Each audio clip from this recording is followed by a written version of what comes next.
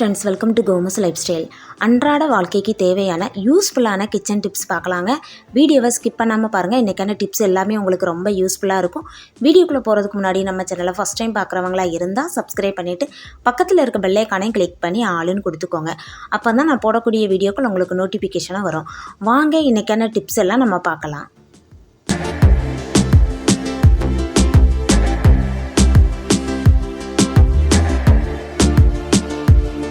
First tip என்னென்னா, water பாட்டிலாக இருக்கட்டும் இல்லைனா ஃப்ளாஸ்காக இருக்கட்டும், நம்ம யூஸ் பண்ணிக்கிட்டே இருப்போங்க டெய்லி. அதில் பார்த்தீங்க அப்படின்னா ஒரு மாதிரி வலுவலுப்பாக ஒரு மாதிரி அழுக்கு மாதிரி இருக்கும். அதை நம்ம கை விட்டுலாம் க்ளீன் பண்ண முடியாது. ஏன்னா அதோட வாய் சின்னதாக இருக்குதுன்னா நமக்கு கொஞ்சம் கஷ்டமாக இருக்கும். ப்ரெஷ் எதுவும் இல்லை அப்படின்னா இந்த டிப்பை நீங்கள் ட்ரை பண்ணி பாருங்கள். உங்களுக்கு ரொம்ப யூஸ்ஃபுல்லாக இருக்கும்.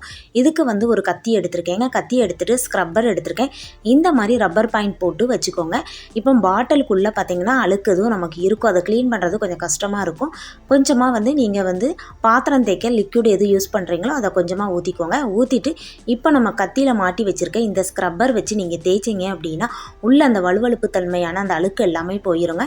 இந்த மாதிரி நீங்கள் க்ளீன் பண்ணி பாருங்கள். உங்களுக்கு ரொம்ப யூஸ்ஃபுல்லாக இருக்கும். குழந்தைங்களுக்கு கொடுக்குற பொருட்களெல்லாம் நம்ம ரொம்ப சுத்தமாக வச்சுக்கிட்டால் ரொம்பவே நல்லது. இந்த மாதிரி நீங்கள் க்ளீன் பண்ணும்போது பாட்டிலுக்குள்ளே இருக்கிற அந்த வலுவழுப்பு தன்மை, அந்த அழுக்கு எல்லாமே நல்லாவே போயிடும். நம்மளோட பாட்டில் பார்த்திங்கன்னா நல்லா ஃப்ரெஷ்ஷாக இருக்குங்க. இந்த டிப் உங்களுக்கு ரொம்ப பிடிச்சிருக்குன்னு நினைக்கிறேன். அப்படி பிடிச்சிருந்தது அப்படின்னா ஒரு லைக் பண்ணிக்கோங்க.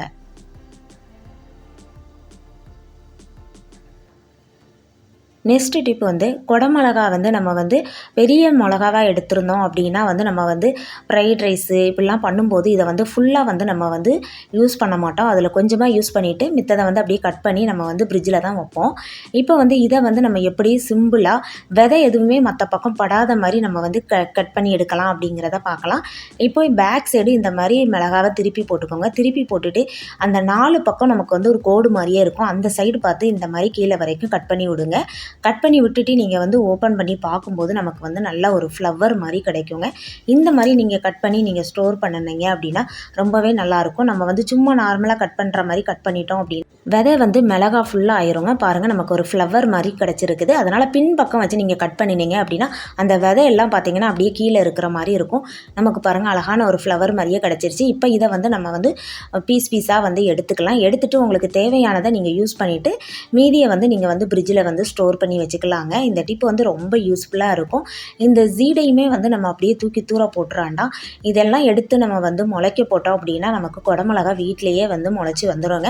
பாருங்கள், இந்த மாதிரி எடுத்தாச்சு. இப்போ இந்த விதையெல்லாம் நம்ம இப்படியே தட்டி விட்டோம் அப்படின்னா எல்லாம் க்ளீனாக வெளியில் வந்துடும். அதுக்கப்புறம் அதில் இருக்கிற மிளகாயுமே நம்ம யூஸ் பண்ணிக்கலாம். இந்த டிப்பு உங்களுக்கு ரொம்ப யூஸ்ஃபுல்லாக இருக்குங்க. ட்ரை பண்ணி பாருங்கள். நீங்கள் இந்த மாதிரி கட் பண்ணினீங்க அப்படின்னா நமக்கு குடமிளகா வேஸ்ட்டே ஆகாது. அதே மாதிரி அந்த ஜீடை எடுக்கிறது ரொம்ப ஈஸி. நீங்கள் சும்மா நார்மலாக கட் பண்ணுற மாதிரி கட் பண்ணிட்டீங்க அப்படின்னா எல்லா பக்கமும் அந்த ஜீடு பரவி இருக்கும். நம்ம அதை க்ளீன் பண்ணி எடுக்கிறதுக்கு கஷ்டமாக இருக்குங்க. பாருங்கள், நமக்கு இப்படி எடுக்கும்போது நமக்கு ஈஸியாக அந்த விதையை க்ளீன் பண்ணி எடுத்துடலாம். இதில் இருக்கிற இந்த மிளகாயுமே நம்ம யூஸ் பண்ணி எடுத்துக்கலாம். இப்போ இதை மட்டும் கட் பண்ணிவிட்டு நம்ம எடுத்துட்டோம் அப்படின்னா இதுலேயும் பாருங்கள் கொஞ்சமாக இருக்குது. இதையும் நம்ம கட் பண்ணி யூஸ் பண்ணிக்கலாம். இப்போ இந்த விதையெல்லாம் நீங்கள் எடுத்து முளைக்கப்பட்டீங்க அப்படின்னா நம்ம வீட்டிலேயே குடமிளகா ரெடி ஆயிரும். இந்த டிப் உங்களுக்கு ரொம்ப யூஸ்ஃபுல்லாக இருந்திருக்கும்னு நினைக்கிறேன். அடுத்த டிப்பு நம்ம கிரேப்ஸ்லாம் அதிகமாக வாங்கி நம்ம ஃப்ரிட்ஜிலலாம் ஸ்டோர் பண்ணுறீங்க அப்படின்னா இப்படி இந்த கொப்போடையே கொண்டு போய் நம்ம ஸ்டோர் பண்ணக்கூடாதுங்க. இதில் இருந்து நம்ம இந்த திராட்சையெல்லாம் தனித்தனியாக பிரித்து எடுத்துக்கலாம். நம்ம இப்படியே ஸ்டோர் பண்ணணும் அப்படின்னா பழம் சீக்கிரமாக பழுத்து அப்படியே அழுகிற மாதிரி ஆயிரும். அதனால் இப்படி கொப்போட நீங்கள் ஸ்டோர் பண்ணாதங்க. இப்படி தனித்தனியாக நம்ம பழத்தை பிரித்து எடுத்துக்கலாம். இப்படி பிரித்து எடுத்துகிட்டு நீங்கள் நல்லா உப்பு தண்ணியில் போட்டு க்ளீன் பண்ணி நீங்கள் ஸ்டோர் பண்ணீங்க அப்படின்னா பழம் கெட்டே போகாது, நல்லாயிருக்கும். வெளியில் வச்சு கூட நம்ம 2 நாளைக்கு சாப்பிடலாம். இப்போ இந்த கொப்பை நான் எடுத்துட்டேன், தூர போட்டுடலாம்.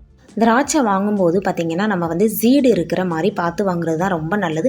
அதுவும் இந்த மாதிரி பன்னீர் கிரேப்ஸ் வாங்கி சாப்பிட்றது ரொம்பவே நல்லது. இந்த ஜீடை நம்ம அப்படியே சவைச்சு சாப்பிட்டோம் அப்படின்னா நமக்கு கேன்சர்லாம் வராமல் தடுக்கிறதுக்கு நிறையாவே வாய்ப்பு இருக்குது. இதை எப்படி நம்ம க்ளீன் பண்ணலாம் அப்படின்னு பார்க்கலாம். ஒரு பவுலில் தண்ணி வச்சுருக்கேன்.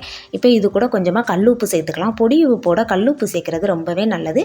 இப்போ ஒன்றா நம்ம கலந்து விட்டுக்கலாம். கலந்து விட்டுட்டு நம்ம எடுத்து வச்சுருக்க இந்த கிரேப்ஸ் எல்லாம் இந்த தண்ணிக்குள்ளே போட்டுடலாங்க. இந்த கிரேப்ஸில் பார்த்திங்கன்னா ஒரு மாதிரி கருப்பாக அழுக்கு படிஞ்சு போய் இருக்கிற மாதிரி இருக்கும். அதேமாரி மருந்தும் அடிச்சிருப்பாங்க. நம்ம அப்படியே சாப்பிட்றது நல்லதே கிடையாது. அதனால் உப்பு போட்டு கழுவுனோம் அப்படின்னா வந்து நல்லா வந்து சுத்தமாயிரும். நமக்கு சாப்பிட்றதும் ரொம்பவே நல்லாயிருக்கும். இப்போ இதை வந்து ஒரு 2 தண்ணியில் நீங்கள் வந்து நல்லா அலசி எடுத்துட்டு இதை வந்து தண்ணியெல்லாம் நல்லா வடிஞ்சதுக்கப்புறம் நீங்கள் வந்து ஃப்ரிட்ஜிலலாம் ஸ்டோர் பண்ணிங்க அப்படின்னா கெட்டு போகாது, நல்லாயிருக்கும்.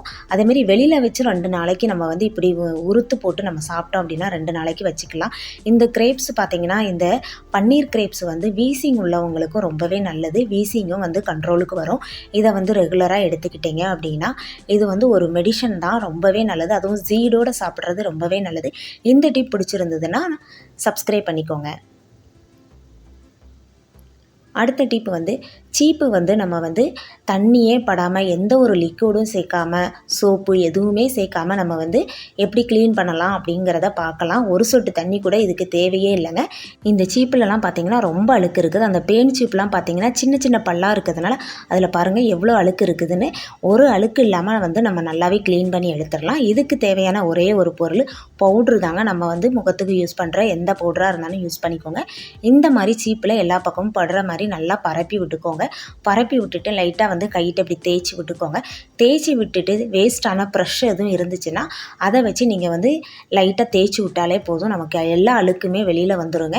ரொம்ப யூஸ்ஃபுல்லாக இருக்கும் இந்த டிப்பு. நம்ம வந்து தண்ணி எதுவுமே யூஸ் பண்ணலை, எந்த ஒரு லிக்விடும் நம்ம வந்து யூஸ் பண்ணலை. இப்போ பாருங்கள் எல்லா பக்கமும் ஒன்று போல் தேய்ச்சி விட்டுக்கலாம். தேய்ச்சி விட்டுட்டு ஒரு வேஸ்ட்டான ப்ரஷ் எடுத்துகிட்டு நம்ம வந்து தேய்ச்சி விடலாம். தேய்ச்சி நான் இதை வந்து உங்ககிட்ட வந்து காட்டுறேன். எவ்வளோ அழுக்கு போயிருக்குதுங்கிறது தெரியும். ஃபஸ்ட்டு நம்ம பார்க்கும்போது எவ்வளோ அழுக்கு இருந்ததுங்கிறதும் உங்களுக்கு தெரியும். பாருங்கள் இந்த மாதிரி வந்து லைட்டாக நீங்கள் வந்து எடுத்து விட்டாலே போதும். இந்த பவுடருக்கு பார்த்தீங்க அப்படின்னா எல்லா அழுக்குமே அப்படியே போயிடும். இப்படி தேய்ச்சி விடுங்க. 2 பக்கமுமே நம்ம வந்து தேய்ச்சி விட்டுக்கணும். இந்த பக்கம் தேய்ச்சிட்டு அதுக்கப்புறம் திருப்பி போட்டு அந்த பக்கமும் நம்ம தேய்ச்சி விட்டுட்டோம் அப்படின்னா சீப்பில் ஒரு அழுக்கு கூட இருக்காது. நம்ம வந்து இந்த மாதிரி குழந்தைங்கிட்ட கொடுத்தா கூட இந்த மாதிரி வந்து க்ளீன் பண்ணி கொடுத்துருவாங்க. டிவி இதுவோ பார்க்கும்போது ஈஸியாக வந்து க்ளீன் பண்ணிடலாம். இந்த டிப்பு வந்து உங்களுக்கு ரொம்ப யூஸ்ஃபுல்லாக இருக்கும்.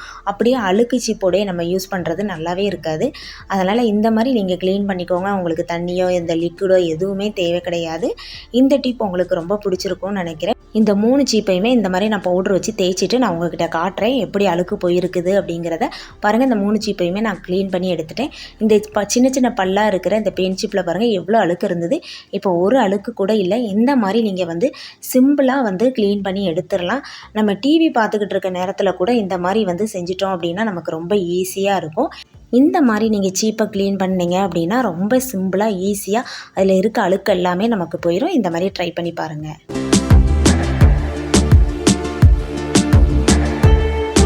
இன்றைக்கி பார்த்த எல்லா டிப்ஸுமே உங்களுக்கு வந்து ரொம்ப யூஸ்ஃபுல்லாக இருக்கும்னு நினைக்கிறேன். எல்லா டிப்ஸுமே பார்த்தீங்கன்னா நம்ம அன்றாட வாழ்க்கைக்கு தேவையான டிப்ஸு தான். இன்றைக்கி பார்த்த டிப்ஸில் உங்களுக்கு எந்த டிப்ஸ் ரொம்ப பிடிச்சிருக்குது அப்படிங்கிறத மறக்காமல் கீழே கமெண்ட் பாக்ஸில் சொல்லுங்கள். இன்றைக்கான டிப்ஸ் எல்லாம் உங்களுக்கு ரொம்ப பிடிச்சிருந்தது அப்படின்னா லைக் பண்ணுங்கள், உங்கள் ஃப்ரெண்ட்ஸ் அண்ட் ஃபேமிலிக்கு ஷேர் பண்ணுங்கள்.